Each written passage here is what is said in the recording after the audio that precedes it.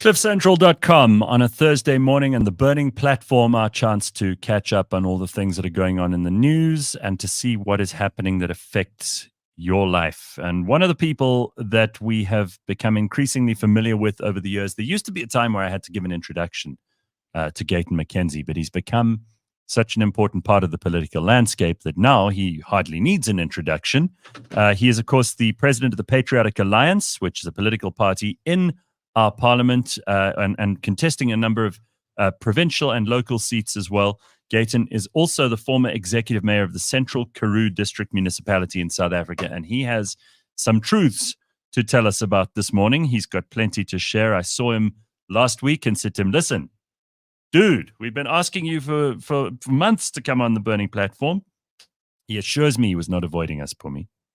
He assures me, he promises me he was not avoiding us.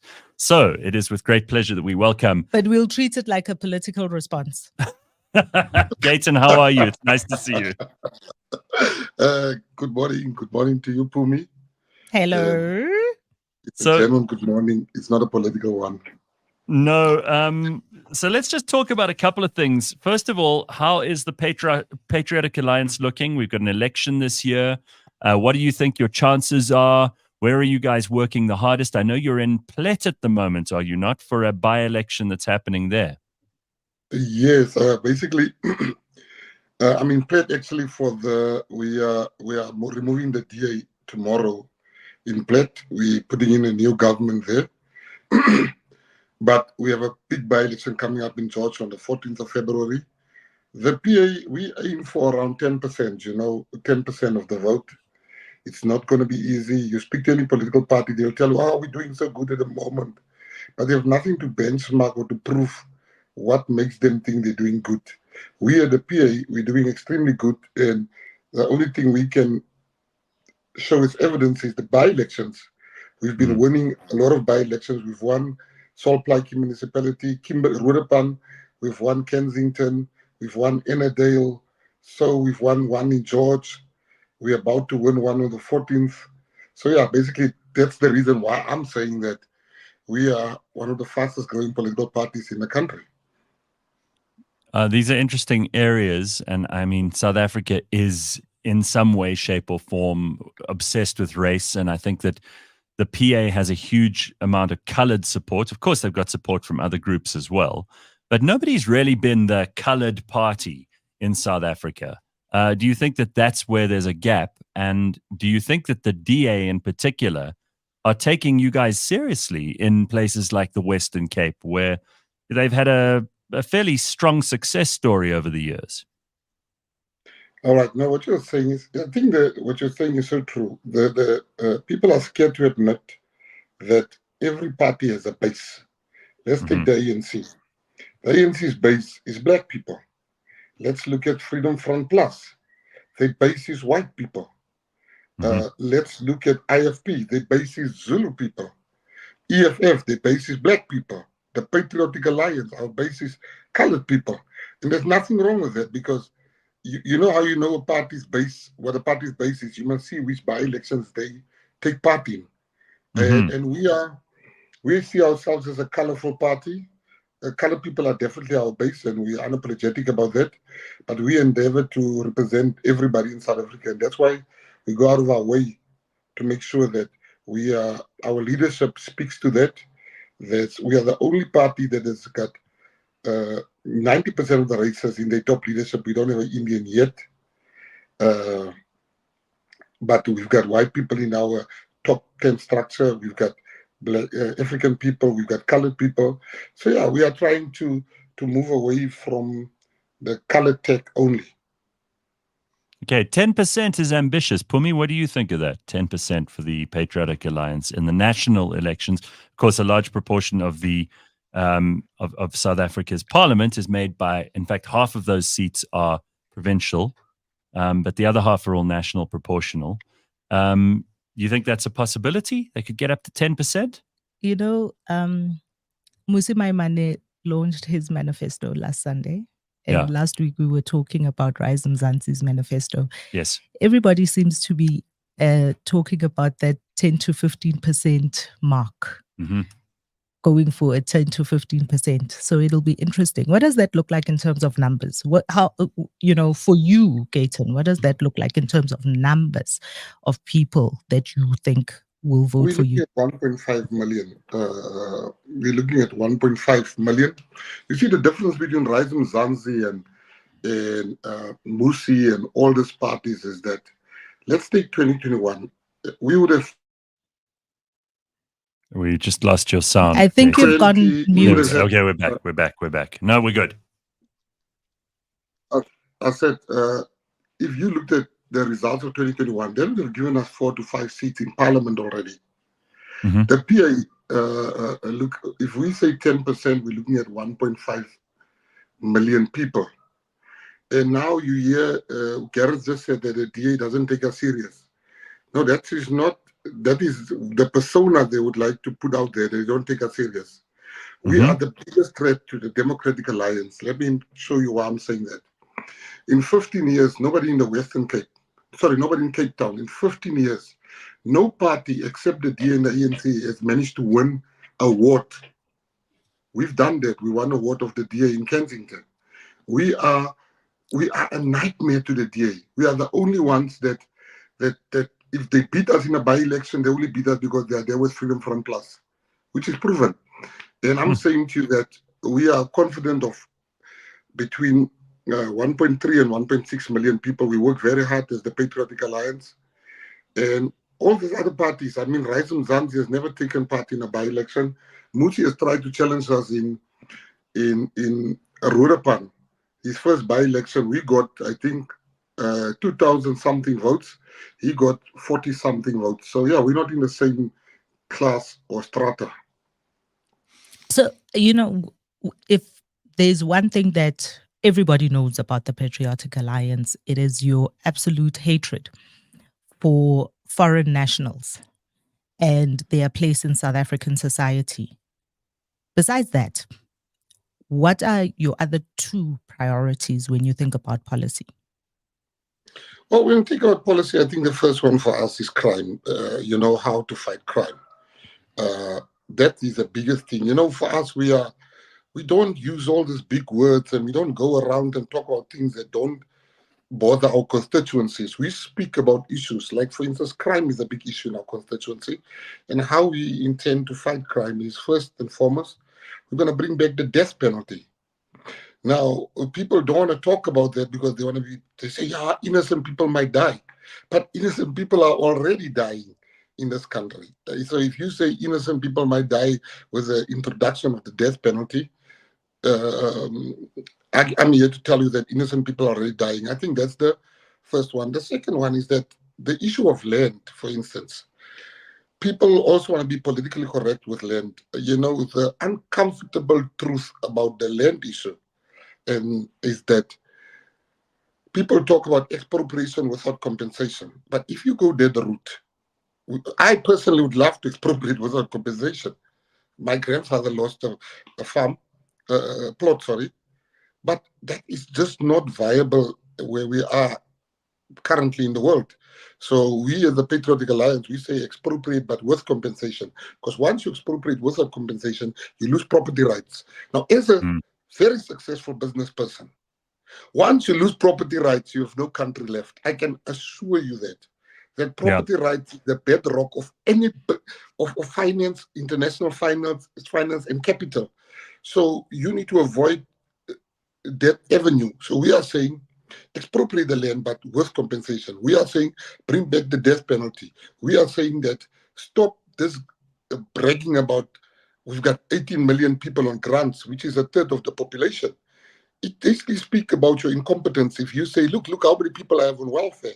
I'm so great. Yeah. I'm so great that my people, I can't self-sustain. I have to sustain them. So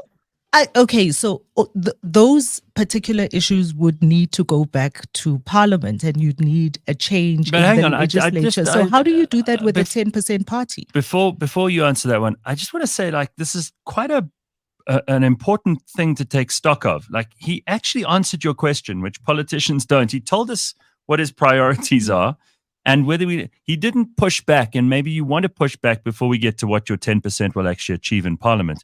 But Pumi said, you absolutely hate foreign nationals. Is that a fair representation of your position on this? And why do you think illegal immigration is an issue in South Africa? Because it is contentious. And there are people who say you're just fueled by hatred on that front. There are other people who love what you're doing. Well, here's the issue. I absolutely hate what illegal foreigners are doing. I don't hate them as people. I think a leader shouldn't just hate people on the basis of them being different. But I do hate what they do in our country. I always have a joke. I always tell my friends. I said, when we were young, we used to go sit on the railway lines and discuss where are we going to get money, and we'll be looking for money, and the guys will be smoking weed there, and we'll be discussing where will we get money. Until foreign nationals came here, and they would steal the same rail who were sitting on planning how we're going to get money. And there's certain crimes, as an ex-criminal, I can tell you there's certain crimes that these people came here with. This selling of body parts, this cable theft, there's never been a problem in this country. The issue of cell phone battery towers has never been an issue. These are crimes that came here with illegal foreigners. I absolutely hate with a passion what illegal foreigners are doing. And people want to politicize this thing. The truth of the matter is illegal foreigners are the worst evil that has ever happened to this country after apartheid. This is our second evil. The moment we can get rid of them, the better. And to go deeper in, if you look at Pumi, if you look at Gareth, if you look at the fact that every restaurant in Cape Town, you will be hard-pressed to find a South African waitress. You will never find a South African domestic worker in all the houses in the good suburbs in the Western Cape. You will, the same in Joburg. Yesterday I was in Sandton Mall and I was just saying, let's take a walk. And you cannot, I went to Nando's, for instance, there. You don't find South Africans working there. It is unnatural. It is wrong. And South Africans are going to one day decide enough is enough, and the outlet will not be the way I address issues. So I am saying to you that illegal foreigners should go back to the country, because there's a point nobody wants to speak about. Their governments wants them here. Look at who's here. That is men that is working age, ladies that's working age, they're still young, that still got fire in them. Because if these people are back home, they will start riots. So it suits these leaders to have them here. At whose expense are they here? You go to the schools. Some South Africans can't get their children into schools, but the schools got illegal foreigners. The worst one I've seen, which is the absolute worst I've seen, was at Rahima Musa, where South African women are giving birth on the floor. And we've got it on video, because I didn't believe it. I wanted my guys to bring me a video. Where South African women are giving birth on the floor, while illegal foreigners are chilling on the bed. You have, during COVID, people were not getting oxygen because they had to die at home. We've heard you say all of this before. And one of the things that this reminds me of is at your party that you had at Orlando Stadium. One of the things that you're quoted as saying is that you would turn off the life support for illegal foreigners. How do you decide who's an illegal foreigner? And that's illegal. Why would anybody want to support a leader who's willing to do the wrong thing to push their agenda? All right. Firstly, you asked me, how do I decide who's an illegal foreigner? Very easy. Even my 6-year-old boy can decide that by paperwork. If he doesn't have the required paperwork. So how would you know a person who's on life support if they've got the paperwork or not? How do you decide that? If you want to be academic, let's go. You have a person getting into a hospital. You need to have the papers from the reception before you get into life support. Listen, I was in hospital the other day, injured my arm. While I was being taken there for them to look at my arm, my people had to fill in forms, bring out my medical aid number and all those things. So let him bring his passport. That's number one. Number two, people like you, once your loved one, there's one bottle of oxygen, and you take your loved one to the hospital, and wouldn't you want the leader that you have voted for to give it to your loved one because he's a South African, and we have a duty as the leadership of South Africa to give good health care, instead of giving it to a Zimbabwean. Your loved one doesn't have an option. He can't go to Zimbabwe. While the Zimbabwean or the Mozambican has an option. They can go home. So you guys always talk about, oh, no, that's inhumane, until it is your family that needs that oxygen. I am saying to you, unapologetically, I will switch that machine from any illegal foreigner right to a South African. Because a South African, this is in South Africa. When I travel overseas, I had to have my medical insurance. So this is not a banana republic. Don't make us a banana republic because you guys want to have, this hearts. Leadership is not about how you feel, but it's about what you have put your hand on. The Bible was when you became a counselor, when you became a parliamentarian. You said, I will serve the people of South Africa. Not South Africa, Zimbabwe, Mozambique, China, Serbia. No, you said South Africa. So I will what about the allegation that you are only chasing black illegal foreigners? Because people often level that at you and they say, oh, it's fine when you're patrolling the Limpopo River, as I saw you were just a couple of weeks ago. It got you a huge amount of support and a lot of negative, hateful comments too. Is this only about getting rid of black illegal foreigners? Now, you see, people need to understand that I have a constituency. And my constituency is not Constantia. My constituency is not Sanders. So the problems that my constituency face and the people that give them problems are the ones I should attend.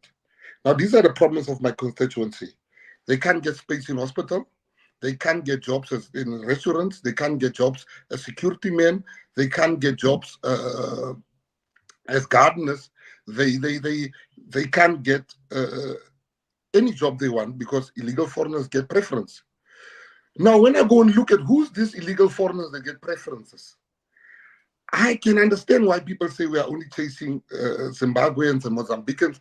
But when I go to the hospital lines, it is only Zimbabweans and Mozambicans. I don't see Serbians, I don't see Italians, I don't see, and that's the truth. And that is not denying that there are illegal foreigners. We will come to them when we are done dealing with the one that's an acute problem at the moment. Because you can go now for a colonoscopy. You have to wait 6 months. But on that list, you have so many primroses and promise and whatever surnames from Zimbabwe and names on that list. So they are at the moment. So I can understand why people say that, Gareth.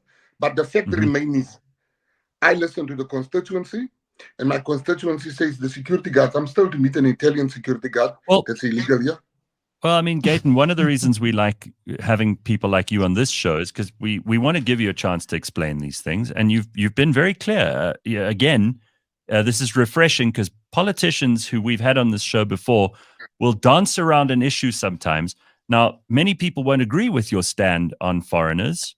Many people will, but at least we know where you stand. Pumi's question about the 10%, Pums, just let's pick that up. Yeah, so, I mean, it's one thing saying I'm putting my hand up and I want to be in parliament, I want to be the president, and I hope I can get 10%. And at the same time say what I want to do is I want to be switching off life machines. But I need to understand how you think with the 10% party, you're going to be able to affect the legislative change that is required to achieve the things that you want to achieve. All right. First and foremost, you don't need even 10%. You need 1%. And you can be president of this country. 1%. Don't go far. The city of Joburg, we have a mayor currently that I think got 2%.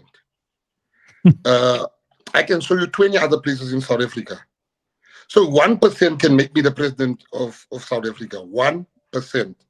Because coalitions is a different animal, and people need to educate themselves more about coalitions, because coalitions is about when you need that percentage. You know, when you need, I remember we were talking in a place called Grabouw, TWK, T-Waterskloof, and we had 2 seats only. And the DA was laughing at me when I told them, no, we want our guy to be the mayor. I mean, this lady couldn't stop laughing, like, are you crazy with 2 seats? I said, ma'am, do you take the offer or not? And she said, no, you will never be mayor. And I said, all right, watch me. The next day, I met with other parties. We sat down and they decided to be mayor. So coalitions come with a different dimension of what we used to know. That's what I'm saying to you was 1%, one seat. You know, if there's an independent that gets one seat, he can be president of Okay. this country. So Gayton, can I just ask you on that note, because we are talking coalition politics and going into this election, it looks likely that there will have to be coalitions. Who are you prepared to be in a coalition partnership with? And are there people that you will not deal with? And where would you find most of your friends Who are the natural alliances? Yeah, in the other parties. I mean, if you could have it your way, obviously you would like to have an outright majority in places where you wouldn't have to deal with others. But I think that's unrealistic in some places. So who would your friends be and who would you ally yourself with? You know, before in 2021, immediately after the election, the media asked me the very same question, and they ask every politician that question. I was the only politician that said, I will work with anybody. I will, even if the AWB had a political party, I would have gone into coalition with them. For me, it is about my aims and objectives and promises I've made to my people. Whether I'm going to cross the river on the back of a crocodile in order to keep my promises to my people. You see, they are lying. Politicians are lying to all of you, and they say, I will not work with this one. I will not. They are lying. When the lure of power, I am saying to you, I'm in politics for power. The ones that say they're not in politics for power are all lying because they say, no, we're in politics for principle. I've been in more coalition discussions than most politicians. And I've never had principle being an issue when we're in those private meetings. It's power, power, power. So for me, as the Patriotic Alliance and members of the Patriotic Alliance and the leadership of the Patriotic Alliance, we will go with anybody. We've got no preference. We will work with anybody for as long as you agree to the things that we are agreeing with. And we must also, we can't have our own, we can't have the whole cake and eat it. We might have half of the cake and the other person might have half of the cake. We said we will never work, we've never said we'll never work with nobody. But I'm saying to you today, we will work with anybody that's willing to give us what we want. All politicians, who would have thought the ANC and the DA would work together? I can tell you as a fact on this show, there's great behind the scenes talks. Can't you see John Steenhuisen is making statement after statement with Paul Mashatile because he's trying to get himself in as a deputy president. Listen, they can lie to people. I always say to people, just be honest with the people and let them rather not vote for you. PA will work with anybody. We can work with the AWB if they still existed. And do you think that you brought up Joburg in your last answer? Do you think that your coalition agreements in Joburg have yielded what you thought they would? I don't think so. Honestly, I don't think so. I think we are failing in reaching all the promises we've made. But the promises there's some promises we've kept. And it's very difficult. I always get tagged by people on Twitter. Kaiten, look at the water thing, but water doesn't fall under the Patriotic Alliance. And I understand people's frustration, but if you were to tell me on a scale of 0 to 10, what will I say? How well did we do? I'm saying at the current moment, I think we are on a 4 or a 5. I don't think we've done great, and that's just my honest opinion. And that I think they can do more. The problem in the city of Joburg is there's a lot of infighting amongst the parties, which you are maybe not privy to. We are sometimes fighting more each other than we're fighting for the residents at the moment. And it's not only in Joburg, the same is happening in Tshwane. There's a lot of infighting that the people are not aware of, where us politicians are fighting each other instead of fighting for the people. And that's why in the city of Tshwane, you see it's going to hell. That's why in Joburg, it's busy going to hell. And same as Ekurhuleni. And I just think that we must be honest with the people about that. So what are the learnings that you then hope to take to the national government? If you're saying that you're failing in the coalition in Johannesburg, in Tshwane, what are the learnings that you're hoping to take to national government that will help you not fail? I think, we went to Israel not so long ago, before all those things started there. And we went specifically for one reason. We went there to learn about coalitions. And when I came back, what I've learned there was that we did 5% of the things right during coalition negotiations. And Israel has taught us that you must agree and sign in stone all the things that might happen, that might go wrong. You don't need to rush through this thing in one day. They taught us that it takes months sometimes to have a proper coalition agreement. So what I've learned taking to national government is you gotta make sure who you're joining, what you're signing yourself up for, and you gotta talk about even budgets before you gotta talk about everything. And because we're now in coalition era, I think that is the biggest lesson I've learned.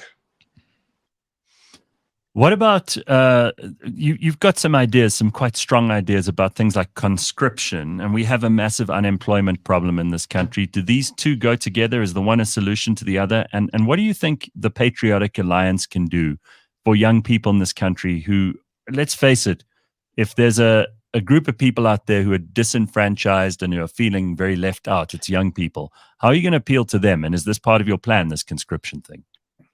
Yes, no, definitely. I think the first one, Gareth, is the fact that young people in this country, we need to check what are we doing wrong. One of the first things we are doing wrong, which is an injustice to young people. You go to places outside Joburg or Cape Town, young people are falling pregnant for no other reason than the 500 grant. You have a 23-year-old lady getting 4 kids and knowing that she's going to get 2,000 rands a month because that's the only thing she thinks can raise an income for her. Now, that is the first thing we need to attend to. As the Patriotic Alliance, we're just going to flip the script. Because at the moment, we're spending billions on sex education as a government. We're spending billions on condoms. And when they don't listen to our sex education and they don't use the condoms, we reward them with 500 a month. We will start paying young people. It takes 3 million rands to raise a child for middle-class family. Now, let's say for a poor family, let's say it's 1 million or it's less than that.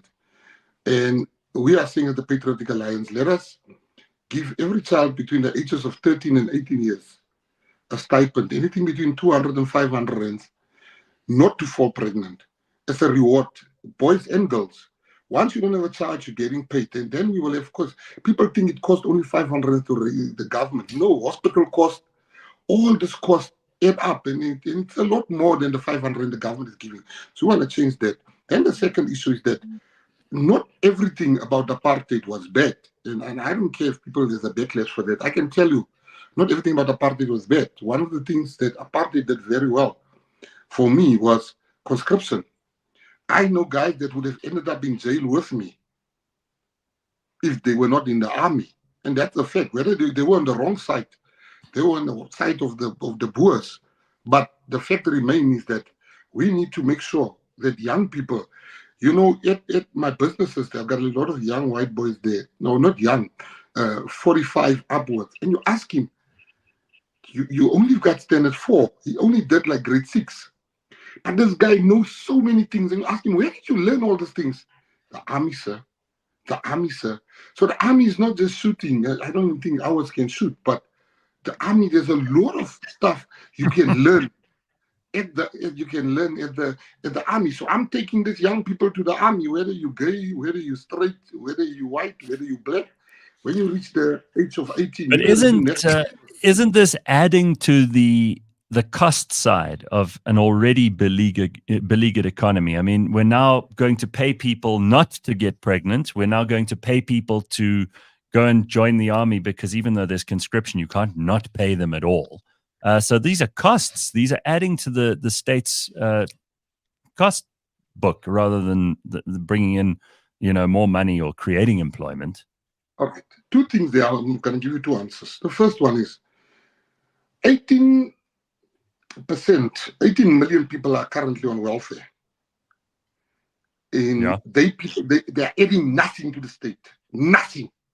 That's a cost. With nothing, Now, if you take 18 million people, that's a third of your population that's on welfare. But if those same people go to the army, at least they are adding, they are productive, they can pay tax, they can add to the fiscus. That's the first part of the thing of my answer. That South Africa, and the second part is South Africa is one of the third richest countries in the world, mineral-wise. South Africa has got mineral resources, natural resources. We are in a wealthy country. We should not, because the people that are running us currently has no commercial sense and they don't know what they are doing. This country is wealthy. I can't start to explain to you how wealthy South Africa is. If we have the right government in place, the right people, the right policies, with business, they don't want the policy to change every day. They want to know what they're in for. If you fight crime, you'll have foreign direct investment. We have young people that are 35 years old. I mean, if you can't even find work for your doctors, your medical doctors, nothing tells you how fucked you are. If you can't find work for your medical doctors, that for me. Now, what is the guy that has not gone to school? Listen, this is not the time to talk about nice things to say. No, we are in a crisis in this country. And what this crisis needs, it needs a guy like me that will come in, and I will come in with a strong hand, and I will try with a team I'll put together. I'll get the best guys. I can't come here and put patriots, my fellow patriots of Patriotic Alliance in top positions. I need to go out in the country and say, who's the best in education? Who's the best? If we don't have one at the PA party, I need to go out there. Whether this guy is a politician or not, it's country duty. We are there. This is where we are now. See, we are here.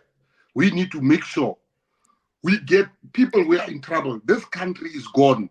Foreigners are done with, illegal foreigners are done with us. International mafias, I always say Interpol. Whenever Interpol arrests big wanted criminals, where do they find them? South Africa. We had a guy here in Cape Town, the nicest guy you can ever meet. People told me he worked as a security guard. The family left him with their children at the wine farm. He was the best mannered person you can ever meet.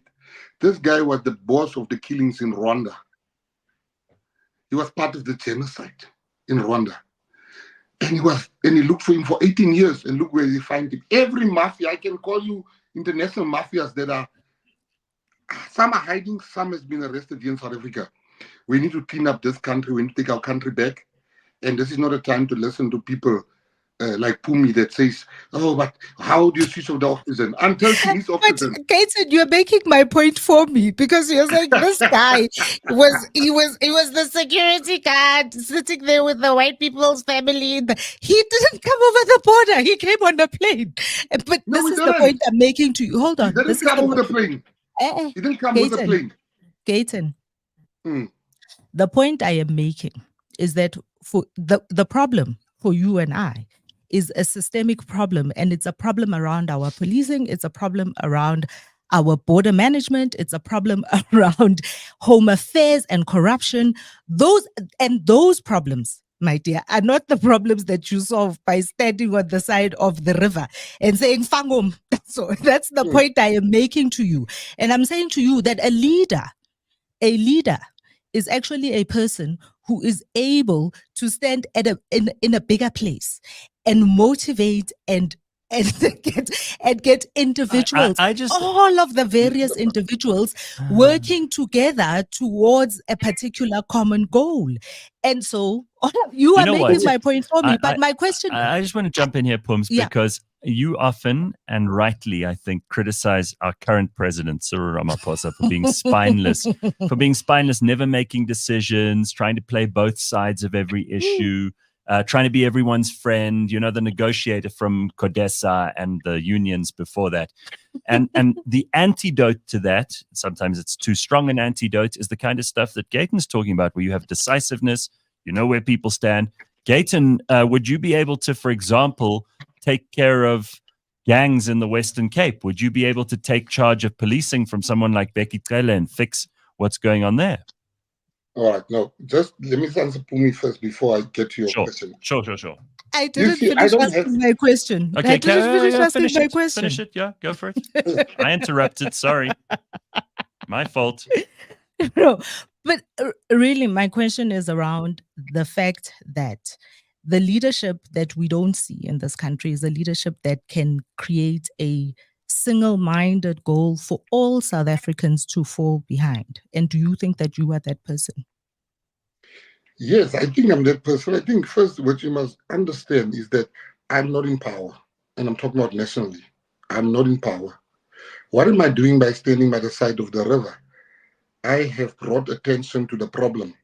And I can tell you they've woken up. They've taken note. There's now statements, BMA, every day we read about the rest. That would not have happened if we didn't go and stand there by the river and told them to go home. So at the moment, the little influence, I use my influence and my party's influence to bring attention to the problem. That's one. I think, when you, to answer your question, uh, when you look at South Africa, we need motivational leadership. We need leadership that can take us from where we are to where we want to be. We need leadership that can make our dreams come true. And you can't find anybody better than me. I mean, look at where I was. I was the worst of society. The worst. The absolute worst. Let me tell you. You get gangs in jail and then you get us. We were the worst. And I'm embarrassed about my past. But I'm going to say this to you. I've managed to pull myself with the help of very good people up. And I not only found myself a job, but I find myself today giving jobs to hundreds of people. I found myself today giving information when it comes to crime and solving crime. I find, the other time they hijacked a friend of mine and they kicked a pregnant woman in the tummy. And for 3 days, I personally, with some of all my friends that come from jail, we investigated that matter until we found the car. We found the people responsible. I went to court to go and testify against the biggest hijacking boss in the city of Joburg. And still, the Hawks came to me and they asked me, how did you guys get them? Can you tell us your method? So I'm saying, that is who I have become.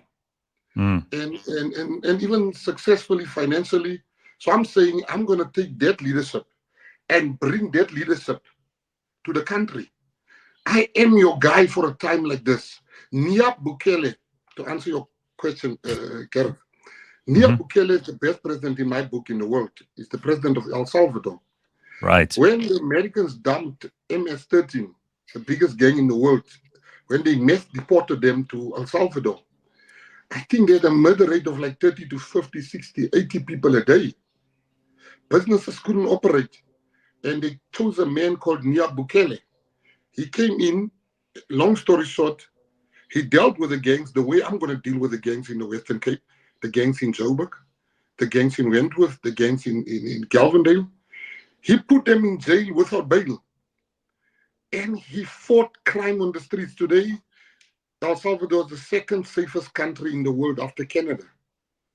Now, to go from the worst country in the world with the highest murder rate, one of the highest murder rates, to the second safest country in the world needs leadership, proper leadership. And you make me, for instance, I have to be police minister. There's so many things I'll be doing that Bekele is not doing. There's so many things. And lastly, it's not, when we talk illegal foreigners, we're not just talking about one issue. This is not a single issue. This might be a single issue with many, many facets and points. Illegal foreigners, once you get rid of, arguably, let's say 10 million, some say 15 million, some say there's 3 million. So let's go to 8 million. Most of those people, it's either you work or you commit crime, but you're not doing nothing here. As an illegal foreigner, you either work, do crime, or go to school. I'm saying you can already create 5 million jobs just by mass deportation. Belleville Magistrate Court is full. 80% of the people on the court roll in Belleville Magistrate Court are illegal foreigners. The court roll is overexhausted. It's really, it's full. You look at the hospitals. Go and see our hospitals. How these people are giving birth, how these people are clogging. South Africans can't get anything other than desperate. So I'm just saying to you, That is what I feel, and I'm not going to change my stance. Whether you vote for me or not, illegal foreigners, you might realize it now and listen to me, but in 20 years' time or 10 years' time, you guys would say, we should have listened to that guy. So speaking of your stance, when can we expect to see your manifesto? I was on your website, and there That's was an no old mention of that. manifesto. No, I can No, tell there you my isn't one. I manifesto. wasn't able to find one actually, and No, that's why we I'm took it asking off. when we can afford to see when we will Well, see your next one. we took it off because there's a new one that's being uploaded on the 17th. But I can tell you quickly in 1 minute all our points. Number one, we are bringing God back into our schools and into South Africa. You know, children don't pray at our schools anymore. There's no more religious classes. While you have the Muslims who have madrasa, the children are still have access to the word of God. You have Jews, the children still have access. We South Africans, our children don't know God. So number one, we bring God back into all our schools and into our workplaces. Number two, we'll bring back the death penalty. Number three, we'll bring conscription. And number four, we will mass deport all illegal foreigners. And number five, there's certain minerals, massive minerals in this country, like what Norway did. They nationalized the big minerals, which minerals belong, is not land that is currently in somebody else's name. It belongs to the state and to the people. In Norway, nationalized the oil. And that's what we're going to do. We've got oil, gas, iron ore, manganese, platinum, silver. We got everything here, chrome in this country. And then we'll start something like a sovereign wealth fund, and where ordinary people can share in the wealth of this country. So basically, that is the type of stuff we are looking at as thing. And I think the last one is the race issue. Everybody's running away from this race issue. The problem, South Africa we only flourish when we are together, like the Springbok team. There's white, black, colored, Indian. Well, I don't think Indian yet, but that's everybody in the Springbok team. Yeah, and the cricket They're in team, the as cricket Bobby team. says. There's some They're in Indians the in the cricket cricket team. But look at where my Indian friend was telling me, as yesterday we were complaining that there's only one colored in the Bafana Bafana. And he says, you complain there's only one colored. This is one of my best friends. Only one colored. We don't have one Indian. And we said, no, the problem is if you go and get a corner, it's an Indian, you want to open a corner shop on the field. That was the joke. All right. Okay, So what about the race issue? What about the race issue in South Africa? What we're going to do is, you see, South Africans need to understand, are we going to do what Nelson Mandela wanted us to do? We need to cancel this thing of white, black, Indian, and colored. We need to be known as South Africans. When you fill in a form, there must be ways of redress. Cancel BE, replace it with the National Empowerment Fund, a proper one, and make sure that people are known. Look at, whenever we are South Africans, we prosper. But when you white, you black, you colored, we don't go forward. Yeah, we're going to cancel race. That's my point. All right, I want to ask you about Cape Exit, because there are a lot of people who think that this is a good idea. You have a huge number of people in the Cape who support you. Could you not foreseeably be a guy who could really push this? Why would you not want to, if the case is that you are not? Because, you're in for a penny, in for a pound in South Africa. But really, this issue, I don't particularly believe in Cape independence. We've had discussions. We've had old Phil Craig on the show before. But what are your feelings on this? I think first, the reason why everybody in Cape Exit is coming to talk to us, all the proponents and the funders of this Cape Exit thing is talking to us, because they realize they cannot be Cape Exit without the Patriotic Alliance buying into this thing, because we are our party is the strongest in the Western Cape. The Cape Exit, for me, I don't think the future of South Africa, our future is in a shared future, not in a divided future. Our future is in a shared future, not in a divided future. So I can never, and the party I belong to can never support the Cape Exit, because at the heart of Cape Exit is racism. It's a case of us and them. Now, people can argue that for as much as they like, but I'm saying to you that Cape Town is already so segregated. it's the most segregated province. And now you further want to distance itself from the rest of South Africa, who will fight Cape Exit. But what people should know is that they mustn't take this Cape Exit thing as just a fart in the wind. There are serious people behind, the same people that's behind Brexit, that are behind Cape Exit. There are big monies behind Cape Exit. There's a concerted, successful drive to conscientize people about Cape Exit. We are on the other side of that fight. Cape Exit will not be good. In South Africa, imagine you go from Joburg and then you must have a passport to go into the Western Cape. Some of us got dual houses. You got families that side. My kids live in Cape Town. I live in Cape Town. Now, if I want to come out of Cape Town to see, my kids in Joburg, I need a passport. That's absolute rubbish. We will fight it until we have no fight in us. And the DA must come out straight. They mustn't fool the people. The DA must come out straight and say Cape Exit is nonsense. XNLC must come out and say Cape Exit is... Why our party is not coming out?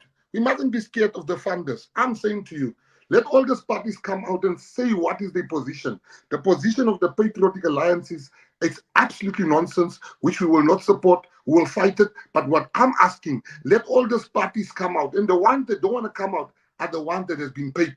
Because we were offered money. And I'm saying to you, come out. The PA says no to Cape Exit. Let's hear what Who other offered parties the are saying. money? Yeah, there was a lot of money being offered to say, we'll fund By your whom? campaign. By the people of Cape Exit. I mean, one of my friends, a very good friend of mine, a personal friend of mine, Robert, even said, we'll get you money for your campaign if you support Cape Exit, because he's a big supporter of Cape Exit. It's not only him. I met with the boss of Cape Exit last week at a dinner, and I said to him, that's never going to happen. We had a dinner in Cape Town, and I said to him, my brother, in fact, you are even from England. I said to him, there's no black leadership in the leadership of that Cape Exit thing. We were sitting having dinner, and I said to him, you come here from England, you listen to your accent, you're like, no, mate. No, don't call me mate. Yeah, we don't call each other mate. It's my outie. Salute. All right, Dayton, I want to ask you about something quite contentious, because even though it's not really the most important issue to many South Africans, internationally, this conflict with Israel is a big story. And you have been very vocal. You've been a supporter of Israel. You just mentioned you went on a trip there. But you also support you have support in the Cape Colored community, and a lot of those people are Muslim. How do you reconcile all of that? I think, Stuart, you're saying we've got a lot of Muslim support in the Western Cape. And what you see, the first lie or the first intimidation is people making this a zero-sum game. This is no zero-sum game. You can be for, it doesn't mean if you're for Israel, you're against Palestine. This is not a soccer team. This is a country. Now, the PA stance is very clear, and I'll tell you my stance and the PA stance, which I differ with my party. The party stance is a two-state solution. A two-state solution. That is what the Patriotic Alliance, that's the official stand, that we must have a two-state solution. They are not for Palestine, they are not for Israel. I, on the other hand, I'm a Christian. And Christianity might not be heavy for some people, but I attribute everything I've achieved to my religion. My religion in Genesis is very clear. You curse Israel, you curse yourself. You might not believe that, that's okay. But don't tell me what to believe. I'm not your child. I believe I will never curse Israel. I believe that Hamas is the worst terrorist organization you can get.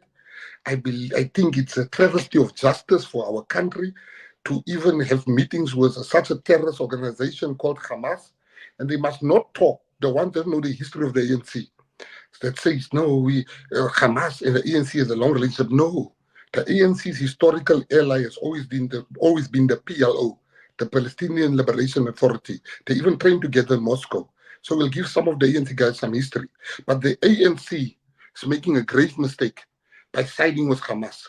Now, I'm saying to you, and this is, people can get angry with what I'm going to say now, and I'll repeat it again and again. As a leader of a country, if Zimbabwe or Lesotho... And then?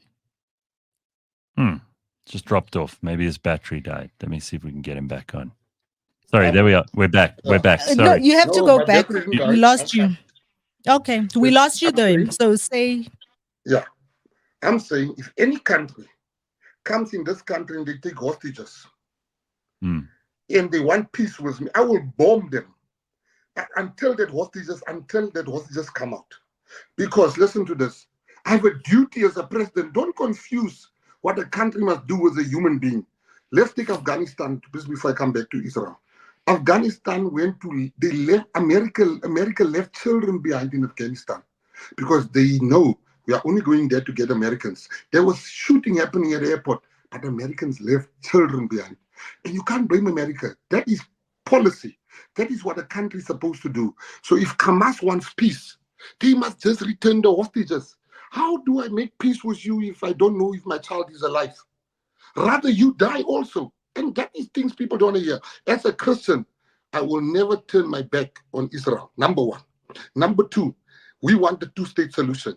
Number three, being for Israel doesn't mean I'm against Palestine.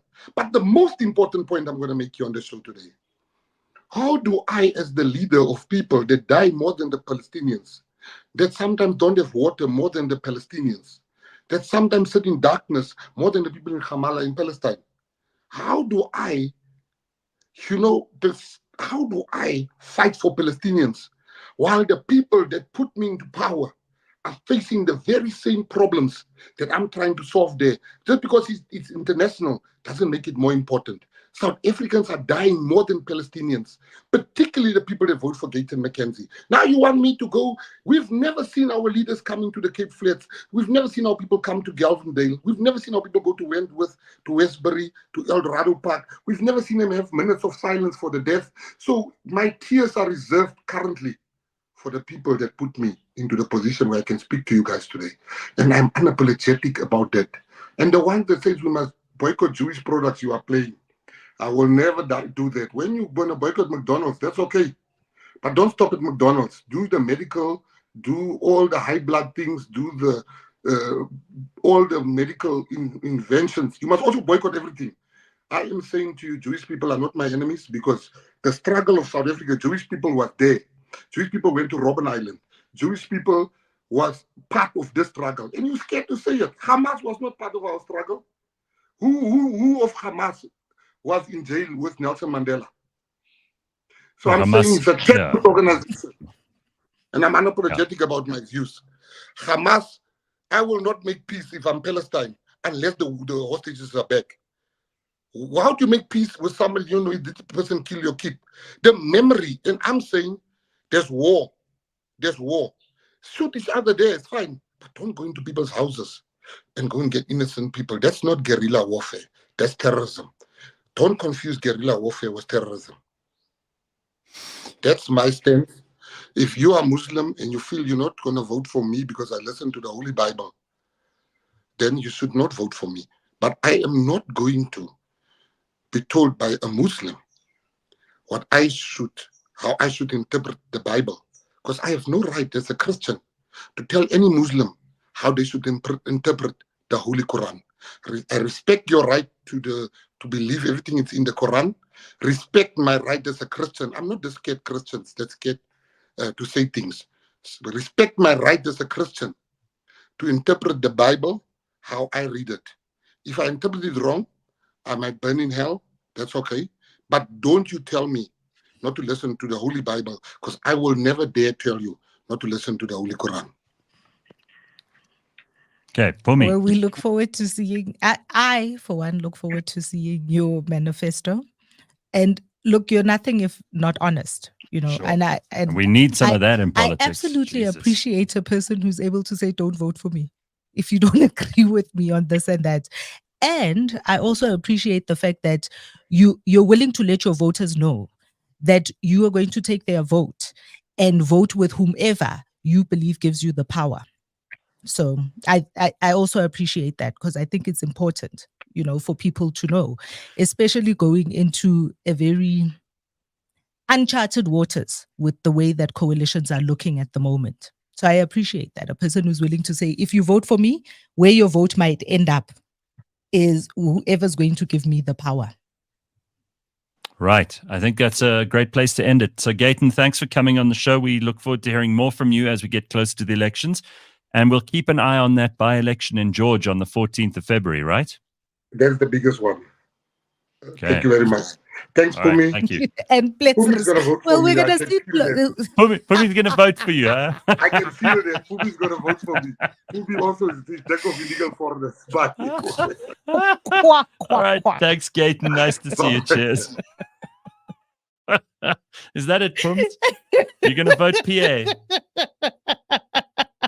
All right, everybody. Quack, quack, quack. Lots of fun. Sure. Pumi's voting PA. Well. Okay. Well, we will see you tomorrow at 6 a.m. Have an excellent day, everybody. Yes, bye-bye. What a Thursday morning. Bye-bye.